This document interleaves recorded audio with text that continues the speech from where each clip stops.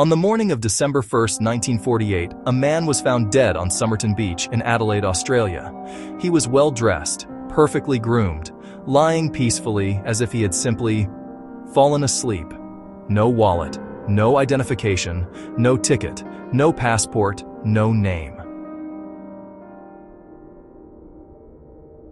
Police searched every missing persons database in Australia. Nothing. They checked international records. Nothing. They published his photograph across dozens of countries. Nothing. No one had ever reported this man missing. No one came forward to claim him. It was as if he had materialized from thin air, walked onto that beach, and simply ceased to exist. But that was only the beginning. Because when investigators looked closer, they found something hidden inside this man's clothing that would turn this case into one of the most baffling, unsolved mysteries in human history. A message, written in a code that has never been broken. Detectives began piecing together what little they had. The man was approximately 40 to 45 years old. He was in peak physical condition, muscular, fit, with the kind of body that suggested military training. His hands showed no signs of manual labor. Whoever this man was, he was educated, refined, deliberate. His clothing was high quality, but every single label had been carefully, methodically removed. Not just from his jacket, from every piece of clothing on his body. Think about that for a moment. Before this man arrived at that beach, he, or someone else, took the time to cut out every label from every item he was wearing. His shirt, his trousers, his tie, even his socks. This was not an accident. This was preparation. Police ran a toxicology report.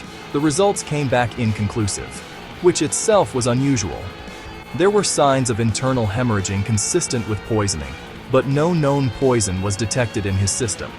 The coroner listed the cause of death as unknown. A healthy man, in perfect physical shape, dressed in fine clothing with no identification, dead on a public beach with no cause of death and no name. Australia had never seen anything like it, and then investigators found the suitcase. A suitcase was found at the Adelaide train station, checked in on November 30th, the day before the body was discovered. Inside, clothing, toiletries, thread and needles.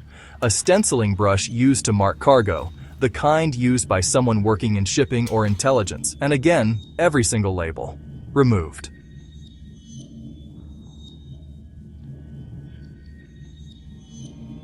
But hidden in a fob pocket of the dead man's trousers, a tiny pocket so small most people don't even know it exists, investigators found a tightly rolled piece of paper.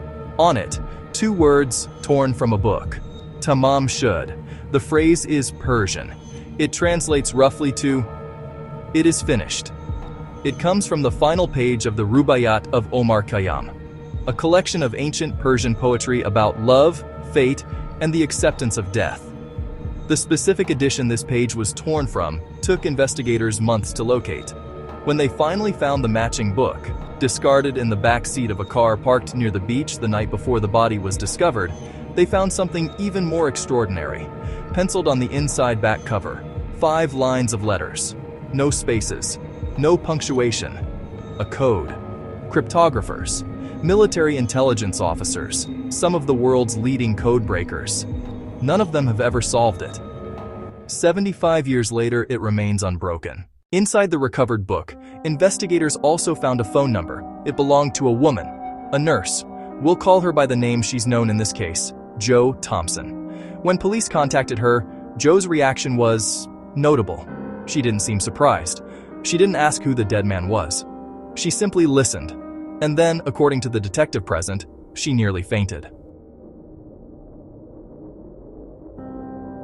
She was shown a plaster cast of the dead man's face. Again, the same reaction.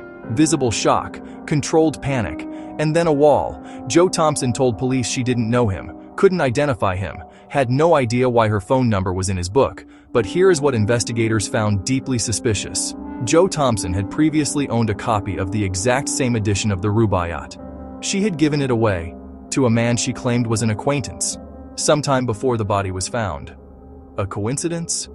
Perhaps. But investigators noticed something else. Joe Thompson's young son, born just a year before the Somerton man died, bore a striking physical resemblance to the dead man. The same unusual ear shape, the same rare dental anomaly, the same exceptionally physical build. Joe Thompson refused to speak about the case for the rest of her life. She took whatever she knew to her grave. It was 1948. The Cold War had just begun. Intelligence agencies around the world were running covert operations across every continent. Spies didn't carry identification. They used codes their handlers had memorized. They were trained to die without leaving a trace. The profile fits almost perfectly. A man in peak physical condition, methodically stripped of all identification, found with an unbreakable cipher, connected to a woman with military nursing experience, dead from an undetectable substance, on a beach within walking distance of several classified military installations, British intelligence, Soviet KGB, American OSS, the predecessor to the CIA.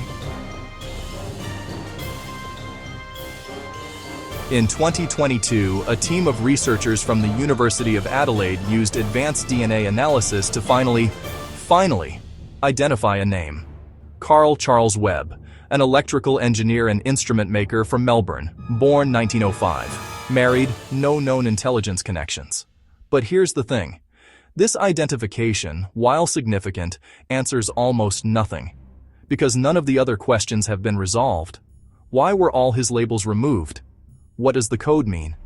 Why did Joe Thompson react the way she did? Who killed him? And how? The Somerton man, Charles Webb, lies buried in Adelaide's West Terrace Cemetery. His grave, for decades, bore only the words, "Here lies the unknown man." No family ever came. No government ever claimed him. Whatever secrets he carried, whatever the code means, whoever Joe Thompson truly was to him, whatever brought him to that beach on that cold November night, those secrets are buried with him. Some cases are solved by evidence, some by confession, some by time.